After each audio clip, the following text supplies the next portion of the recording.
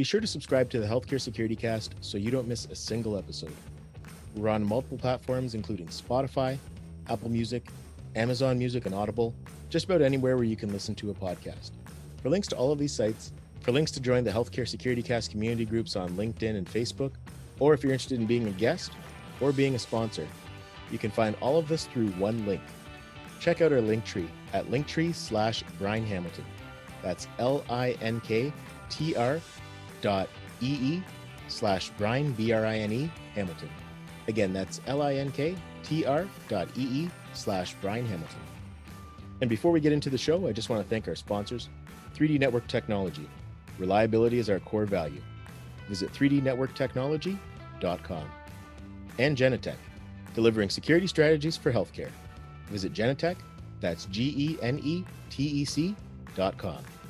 And also the Change Execution Group and 360 Life Transformations.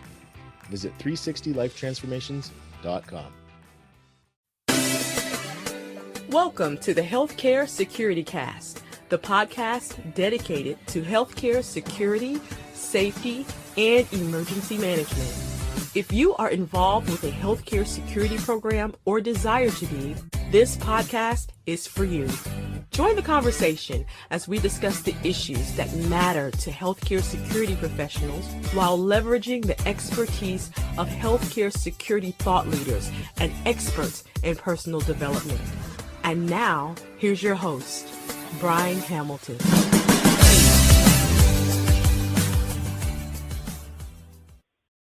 Welcome to the Healthcare Security Cast for Tuesday, February the 16th. I'm joined today by Gisclerc Morriset. Gisclerc, thanks for joining us today. Yep. Thank you for having me, Brian. I appreciate it. I appreciate you making the time.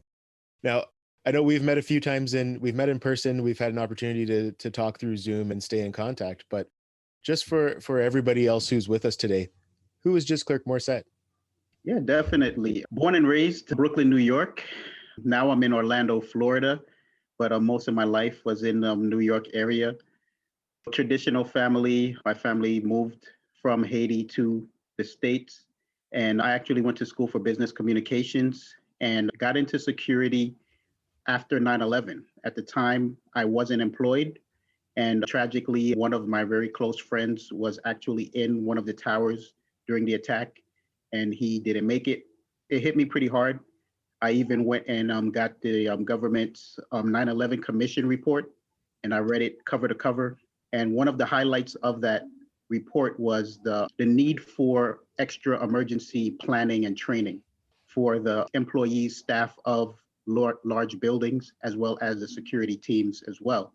So that's something that really stuck with me. Always playing Monday morning quarterbacking as far as what could have been done, what lives could have been saved. And as I'm going through trying to find a job, I keep seeing more and more of these security positions popping up. Everybody's now trying to harden their facilities. So I said, hey, let me throw my hat in the ring with that. So I got into corporate security, wound up working for a major bank. And from there, I got in a little bit into instructing, helping people get state certified, state licensed. And then I got into transition to retail security. Then I got into fire safety and hotel security. And I stayed there for a while, got into leadership there. And that's where I really found my passion as far as helping facilities keep their staff trained. I worked with the entire staff, not just the security team, as far as fire drills. In New York, they have this thing called the fire squad that they report to an emergency that happens there. So working with those people and making sure that they're trained properly, and also making sure that the building's up to code and everything like that. Then fast forward 2015, my family and I moved to Florida, and the hotel industry here, I wasn't really seeing it as attractive as it was in New York. So I started seeing a lot of hospitals advertising for positions. So I said, hey, maybe it's time for a little change in industry. And I applied for the position with Advent Health Florida Hospital at the time. And I won't lie, it was a bit intimidated. The interviewers, director of facilities at the time, was giving it to me straight and telling me that it's not an easy job, even though I have years of experience in security. And I was like, hey, I think I'm up for it. I'll give it a shot, right? So telling me all of these things. Hey, we transport deceased patients. We do this. And I was like, okay, let's see. I had an open mind, very positive outlook on it. Working in the hospital, I was just projecting how I would be working in the hospital. One of the hotels that I worked in previously was known as a party hotel. You have to deal with the drama and the unpredictability that comes with that environment. And I figured hospital environment is a little bit more fulfilling work than watching people party on a weekend. Really glad I made that leap and got into healthcare security because it is very rewarding. It is challenging, but I don't regret it for a second. Absolutely. That's awesome. And I think there's a good correlation just from the type of person you are, because you're very service oriented, you're very people focused. So it's a great environment to get into if that's the case. Yeah, definitely. Then fast forward again, I got into leadership and then got into training. And that's where I am right now, manager for the training department and working for what we call the Central Florida Division, 8 major facilities. I'm going to be 9 in another year or two with a few other 6 or 7 smaller satellite facilities. So we have our hands full over here. Yeah, absolutely. You guys have the team to pull it off. It's just such a great, such a deep team that you guys have at Advent Health. I like to use sports analogies. Basketball, you think about that, like the 8-man rotations and the deep bench. Like you guys are that. You guys are that. There's so much talent there in that group. Yeah, definitely. I agree with you. Yeah, but and actually, it's a good segue to what I wanted to ask you next, because I've been able to interview some of your colleagues. Like we've had Bill Marcis on, we've had Sean Bonet on. Again, two fantastic guys. Now, looking at this team that you have and your experience, what are some of the people that were mentors for you, and what did you learn that really has benefited you in your career from them? Yeah, definitely. Not something that I get to talk about too often, so I'm glad that you brought that up. When I came first to Advent Health, I started at the East Orlando campus.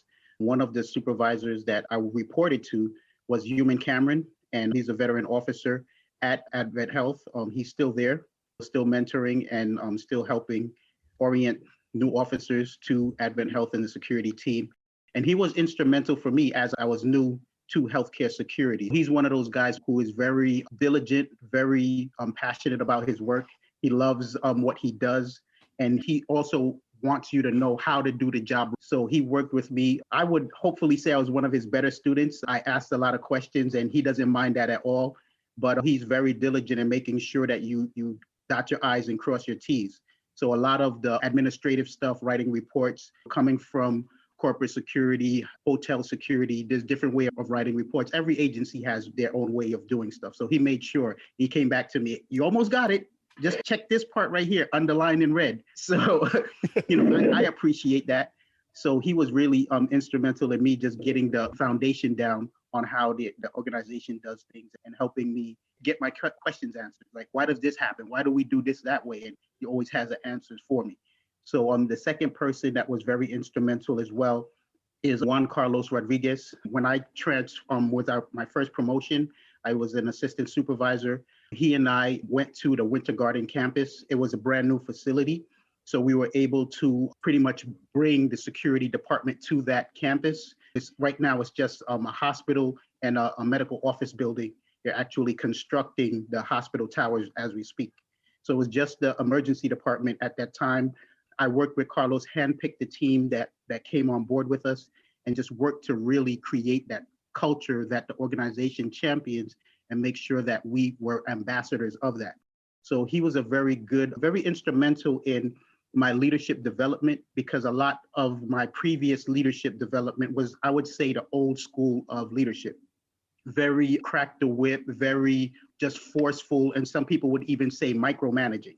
So that was something that he worked with me a lot on whenever I saw something that needed correction and some guidance and coaching from some of our team members. He would say, give him a little room, don't be so overbearing. So he helped me shift my mindset on how to work with the team a little bit so that I can better be more a colleague to them as opposed to a boss. So that I really, and the mentorship that he gave me allowed me to grow and obtain the future positions that I currently hold right now. So I pay him a lot of respect and credit for that. Awesome. And And given what you're doing now, focusing on hiring and training, it transitions well into what we're going to be talking about today, which is professionalizing the frontline security officer. And I know that's something that's really important to you, something that you're passionate about.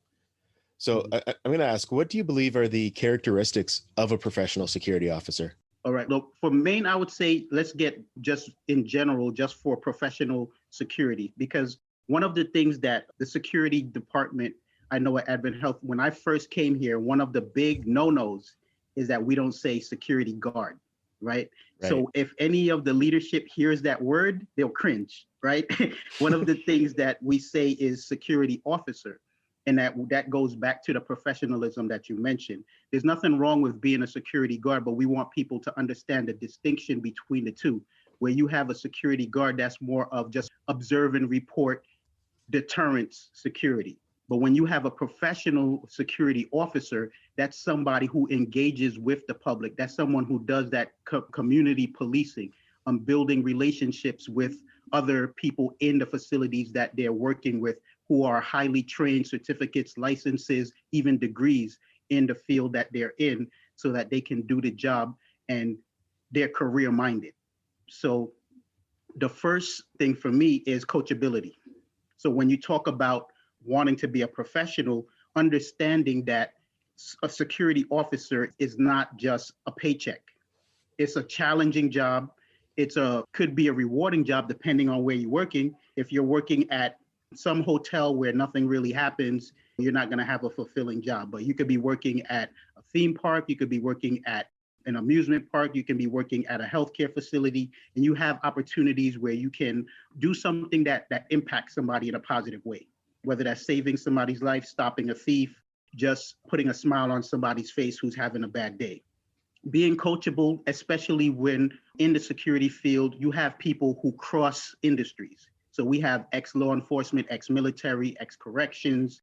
We have people from the clinical field, med tech, psych techs. We have EMTs who come and join us as well. So being open-minded and understanding that your previous experience doesn't make you an expert in healthcare security. You have to come in and have an open mind and be willing to relearn some of the things that you've learned.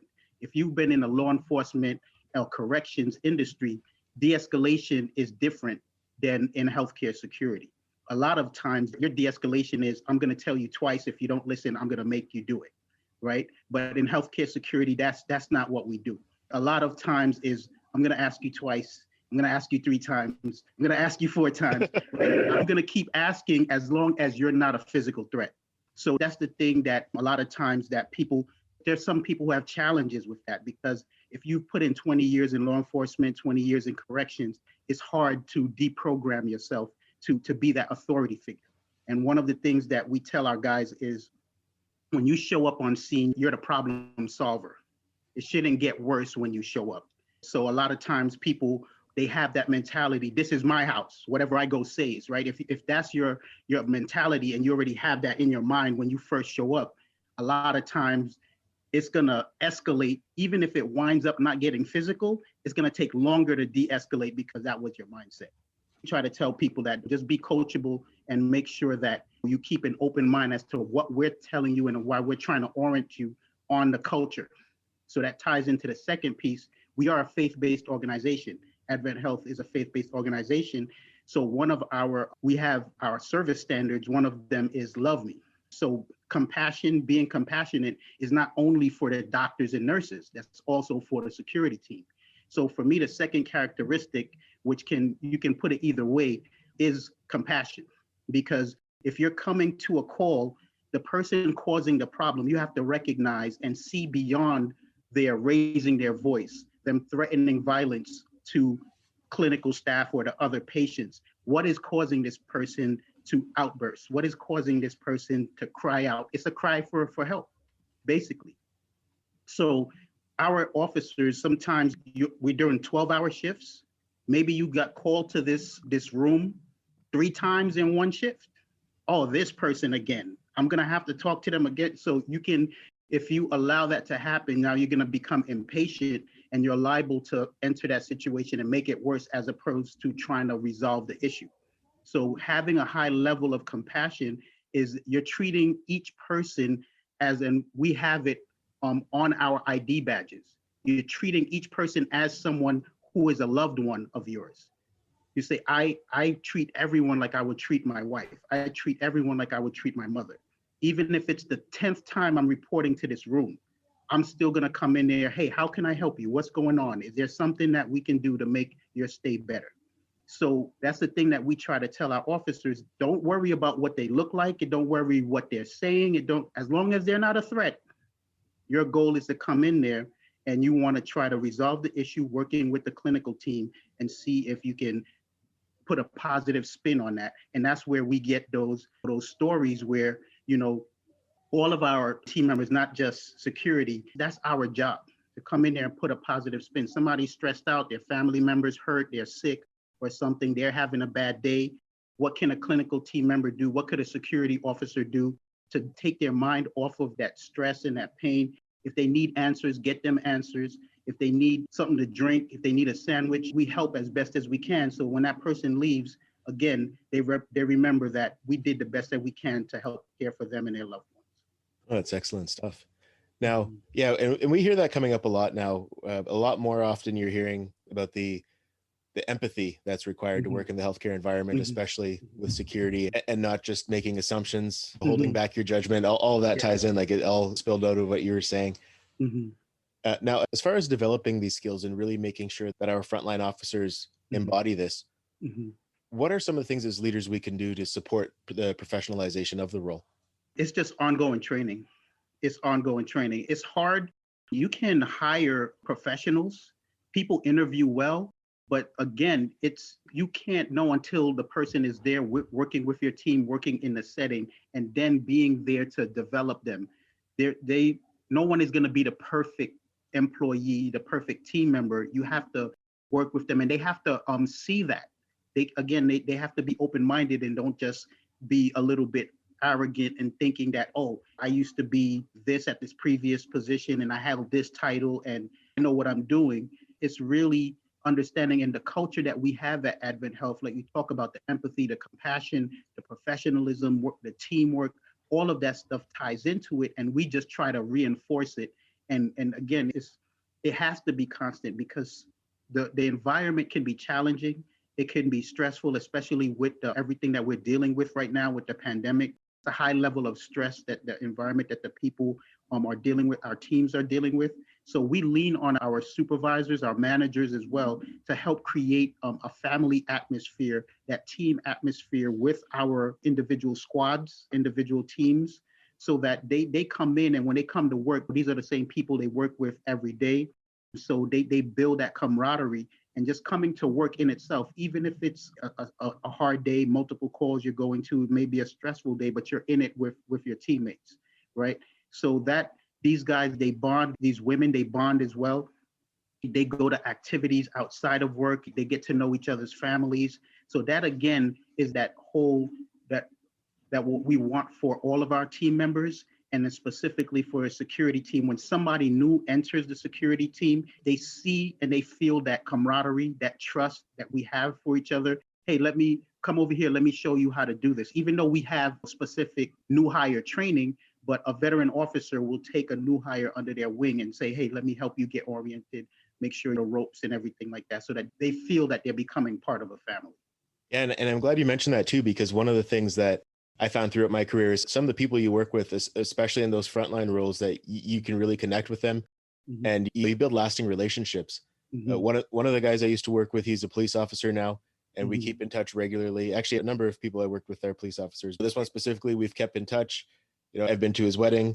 I've seen his family grow and he's seen mine grow. So yeah, it's really interesting, some of the, like, being through some of those difficult challenges that you deal with working security in a hospital really help you build those strong relationships.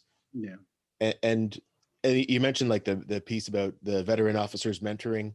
There's so much that ties in there, but I want to stay on that topic and just thinking from the perspective of a frontline officer, what are their responsibilities to present more professionally? And maybe even take another spin on this. Think about the times when you were working as a frontline officer, because obviously it was something that was near to you based on why you got into it. How do we present more professionally in that role? Yeah, a lot of it is just taking pride in your job. For me, that's always been a big plus when I got into security. As I said, corporate security is different. We wore suits. So we had the blazer and the slacks and the dress shoes had to be shiny polished. But then I got into just a regular hospital security, and it was a little bit more the old school style uniforms that we had, but now we upgraded. We look a lot like law enforcement. So if you skip over the badge, we have the 511 pants, we have the tactical shirts, we even have the protective vest that we wear over the uniform. So we look very law enforcement style.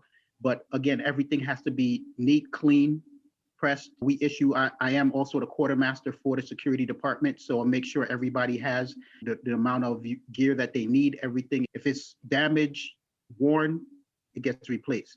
So it's up to the officers and it's up to their leadership, fellow officers holding themselves accountability partners. Hey, those pants, they look a little bit torn or worn. Do you have another one in your locker? We recommend officers to keep a spare in their locker. So in case something, you get bodily fluids on you or something like that, you don't have to go get sent home, that kind of thing. And just in a day-to-day situation, you go to lunch, you scarf down your food and you got some ketchup on your shirt, right? Another officer comes up, hey, you should go to the bathroom, clean that up. Just keeping each other accountable. Proper grooming. Some people say some of the supervisors are a little bit too militaristic in that, hey, your beard's getting long and that, but it's not just for security. The hospital has standards for uniforms and appearance standards that we have. So we take it, the security department, we always try to be one step above that so that we can say when everybody, if they talk, well, how come this guy in the clinical or this radiologist, I don't see them do it. Don't worry about them. What is the policy of the agency? What is security trying to champion? Let's be the ones that are modeling the proper behavior. So we take it, many of our guys take it with pride, especially we recently were issued these new uniforms when we made the changeover from Florida Hospital to Advent Health. So what we consider upgraded our uniforms. So many of our officers love these new uniforms. They're more breathable, more flexible, and they just look great. The colors, they put that on, it puts a smile on your face just getting dressed. Absolutely. Now, it's interesting because the uniform is a whole topic in itself. I actually have somebody scheduled to come on to talk just solely about uniforms and the impact they have. So I'm glad you brought that up too. I'm going to have to catch that. Yeah, it should be a good one. But yeah, I like what you said there too about you use the example of an officer maybe saying this person's not doing that in another department. Mm-hmm. And I guess the lesson there really is you want to make sure that you're judging yourself by the standard that you've set and not by what the people around you may be doing. It's important to really have a high standard for yourself. Mm-hmm. Now, another thing when we talk about standards is training. And I know this is obviously another subject that's important to you. Mm-hmm. And that's always an important part of the effectiveness of a security officer. So in terms of training, what do you think are the most important skills to train on for a healthcare environment? What are the requisite skills that you need coming in to be effective in that role? Number one is customer service. A lot of times our leaders, they'll say it is like, we could teach anybody security, right? It's not rocket science.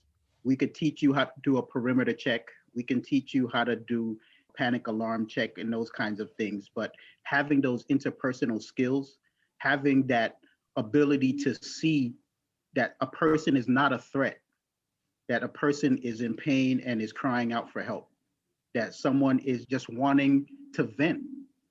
So you don't know how many times our officers they're in the lobby and they see somebody pass by and they start a conversation with them. And then that person was like, wow, that officer really helped make my day just by having a conversation with them. So it's really that ability to de-escalate, to be able to talk to somebody, to get to the root of the problem. And it's not something that it is teachable. It is teachable. It's not like an innate skill that people have. And that's one of the things that we've realized is that over the years, that's something that we needed to expand upon. And last year, we have various trainings that dealt with it, but not deep dove into verbal de-escalation training. So that is something that we made a priority last year, working with some of our leaders and even incorporating some of our frontline officers. And we have an advisory committee made up of frontline officers that help give feedback, and we designed our own verbal de-escalation training program. So we made it an annual training certification, but we also have weekly scenarios that we put out to our team, the entire system, that say, okay, here's the scenario that you're going to practice with your fellow officers and with your supervisors. Pair up and then play out this scenario. Somebody will be the patient, somebody will be the parent, or somebody will be the officer. And here's the scenario this week. And then see, and we just want to keep those skills fresh, because you're dealing with different dynamics. Today, it could be a teenager that you're dealing with. Tomorrow, it can be an elderly person. And depending on the comebacks that they have, the curse words that they come back, you have to let that bounce off of you. You have to be able to absorb it so you can see, okay, what is this person communicating to me? But don't let it impact your ability to empathize with them and to show them compassion. Absolutely. And I know training, if we could have done another episode just about training, because I know that's another thing that we've talked about extensively. Now, as far as, because you mentioned the role playing, and I found that when I was working those frontline roles, it was the role playing was the most valuable part. I know a lot of times I didn't want to necessarily engage in it because at the end of the day, it's not real, but it does prepare you for those real situations, and you can get the same physiological reactions through role playing. As far as that's concerned, obviously it's valuable to you, but what have you seen as some of the other benefits of doing those role play scenarios? How has it really impacted the skill sets of the officers? I truly believe, and it's something that one of our vendors says all the time, you react or you do in real life on how you train. So if you don't train, you have nothing to fall back on. You're trying, depending, especially if what you're trying to implement has multiple steps to it. And a lot of what we do have strategies and techniques that are multi-layered. So if you're trying to remember, what did we do in class last year when I was first certified in this defensive tool or in this de-escalation technique, you messed up and you're probably not going to be able to get a good response from that incident.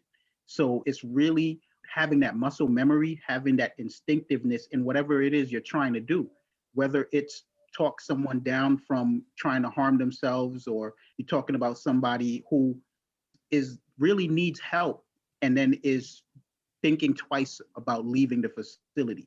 One of the things that we also had a couple of years ago was enhancing how our whole team works together, from the registration team to the clinical team to the security team, in identifying people who are in serious need, who are potential suicide risks, and just saying, hey, how is the security team, how are you going to communicate with somebody? We can't physically hold somebody from leaving if they want to leave, but if somebody is identified as a suicide risk, you want to do the best that you can to get them seen.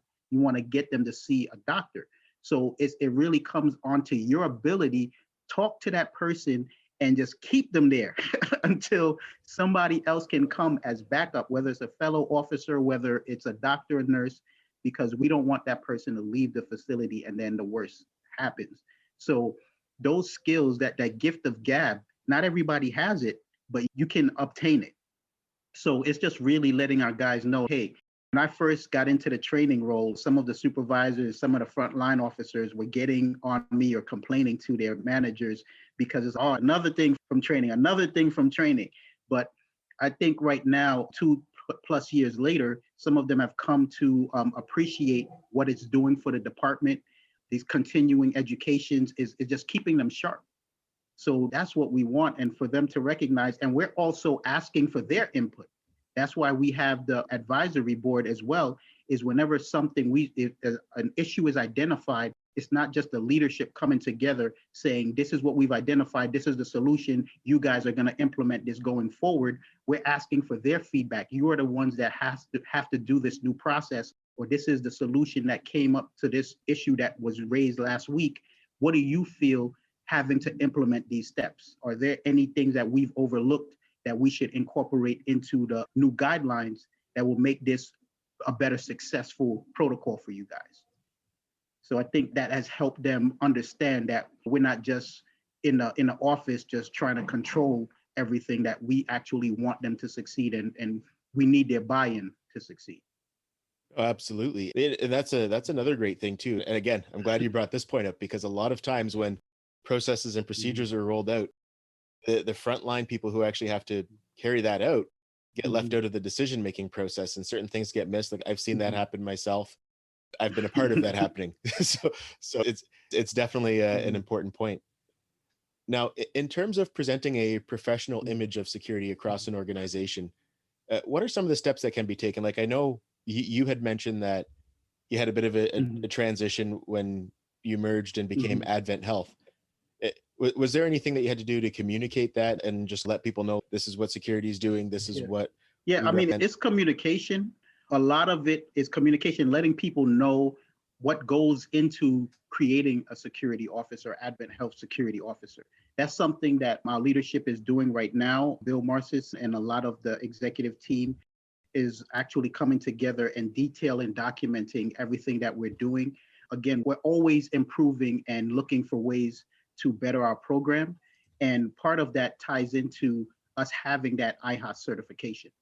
I don't know how it would work if we didn't have that as the foundation for us, because as I said, we have people from law enforcement, you have people from military. Some of the people we've interviewed and say, hey, one of the questions I asked them is, hey, have you ever worked in a healthcare setting? And some people say, oh yeah, I was in corrections and we used to escort some of our inmates to the hospital. That's not the same thing.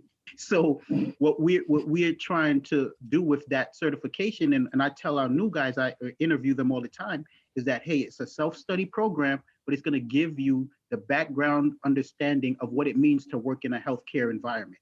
Who are the key players in a healthcare environment? What is an RN? What is a doctor? What is a doctor's assistant? What are the sensitive areas of a hospital? All of those things that people don't think about. When people think about going to the hospital, I don't think the average person even thinks about security when they think about a hospital. Like you walk right past them, maybe say hello to them. Unless there's an emergency, it doesn't even register. I think back before I was in healthcare security, I can now think about times where it's just to check in. There's probably a security officer at the check-in next to the registration desk. That's about it. Unless you happen to be involved in an incident that needed more attention, but the average person probably doesn't think about the security officer. A lot of times as well, other than the clinical staff, maybe in the ED, the larger hospital community themselves don't really know what we do day to day. We've had meetings where we've told them some of our statistics. Just in our region, our hospitals, this is how many calls for service, for suspicious activity, for thefts, for arguments, for elopements, for run down the list that your campus has had, that our sister campus has had, and jaws are dropped, right? They don't realize it. And it's specifically for some of our campuses, they're fairly large facilities, and our guys stay busy. They stay busy. So it is something that even at our smaller campuses, where you have maybe a fraction of the calls for service that our larger facilities have, I always challenge the officers there and say, hey, you have actually a better opportunity to make an impact with your fellow department team members and with the community, because you're not rushing to a call. You may have 30 minutes to maybe an hour in between calls. That's an opportunity to get to know your nurses at the nurses station. That's an opportunity to get to know the person at the registration desk. That's a better opportunity to help escort a visitor to the patient's room, even if they may know where they're going, just to double check and to escort them, provide that service. So I always tell people, if you're at a smaller facility, one that's not as busy as some of the larger facilities, you can actually make a bigger impact. Yeah, absolutely. And I like that point too, because that was one of the things I used to teach and try to embody when I was frontline, was that if you have time, just show the person instead of telling them if it's a wayfinding thing. Yeah. Because again, you're just being more visible by going somewhere else in the facility. So there's always the benefits to that. Yeah. Now, you'd mentioned the documentation, and for whatever reason, it doesn't surprise me that Bill's documenting a policy and a procedure. It seems that seems right up his alley.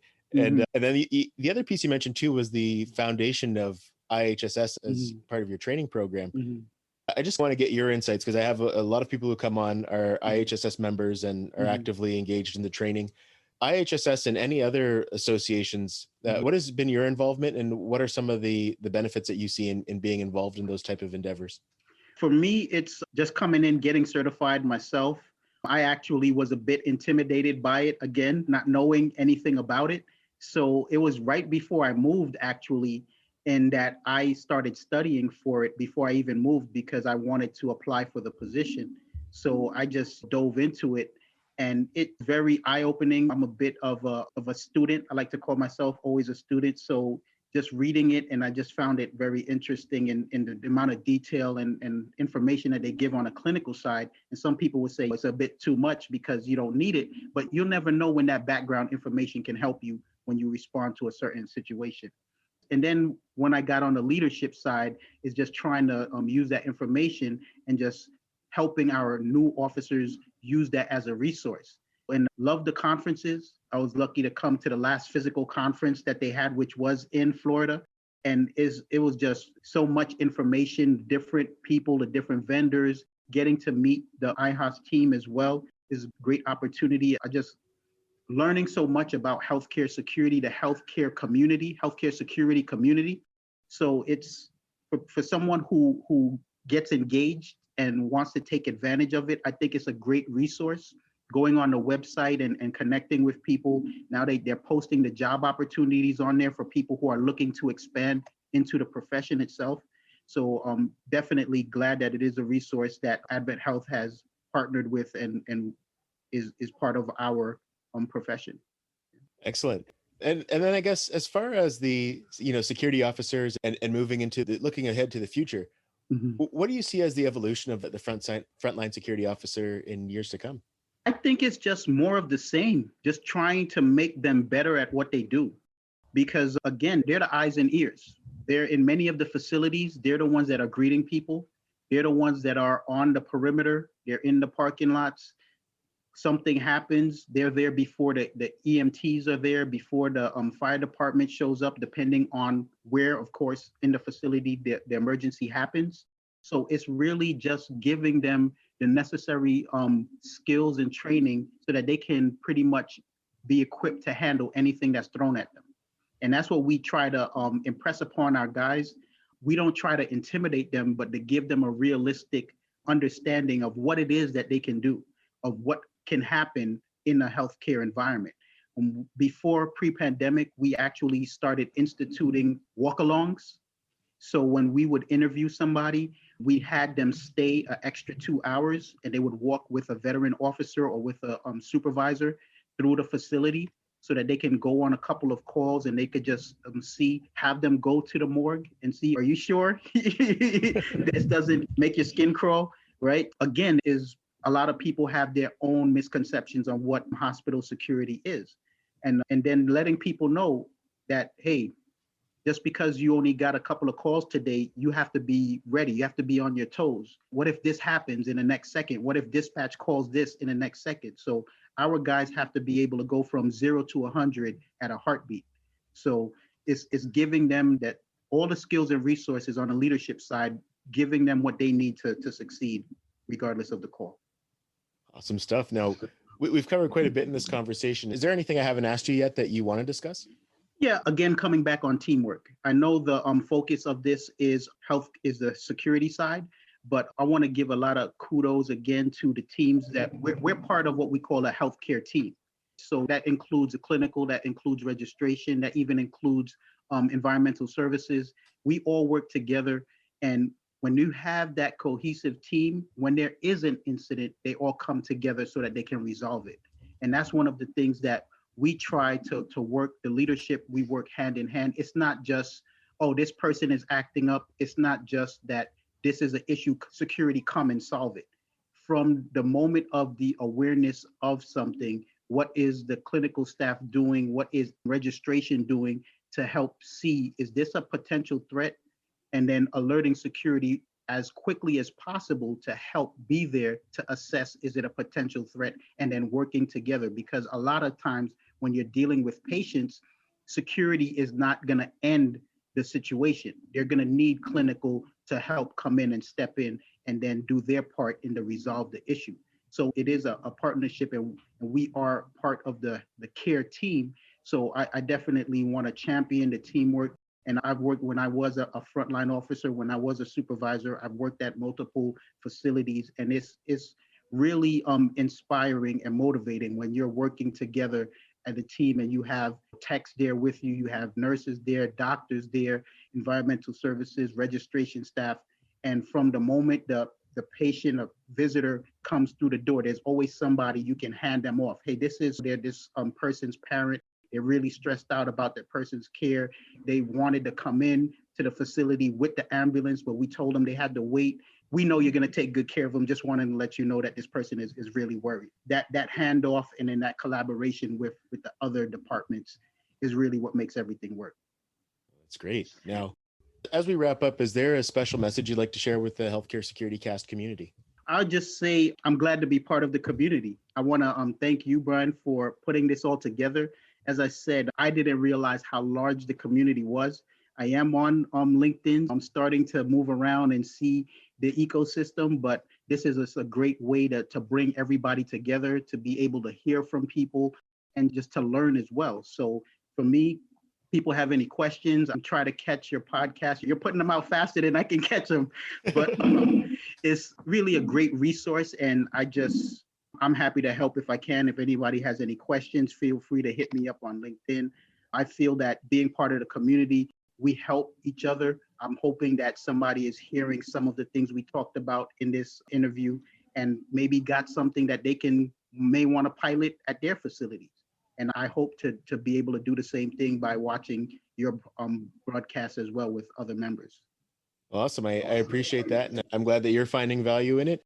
And yeah, it is a growing community. It is a great community. There's just so many fantastic people who are a part of the industry that we're in. Now, you'd mentioned LinkedIn, and LinkedIn is how we connected. Is that the best way to connect with you, or is there any other way you prefer? Yeah, that's the best way. I check my LinkedIn periodically, and it does alert me on email as well. So it's not like I won't see it for a month. I'll see it the same day. So if anybody wants to reach me, I'll get the message, definitely. Awesome. Thank you so much for coming on, Gisclerc. I appreciate your time and I appreciate the conversation. This was another good one. Thank you. I appreciate the invite.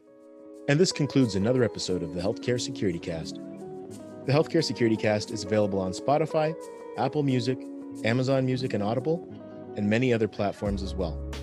Check out our Linktree on your computer or mobile device. And this can be found at linktree/Brian Hamilton. That's linktr.ee/Brian, BRINE, Hamilton. Again, that's linktr.ee/Brian Hamilton. Or if it's easier, send me a text at 647-372-2042. That's 647-372-2042. And I'll be happy to answer any questions you may have or share any links you may be looking for. Thanks again for listening. Until next time, take care and stay safe.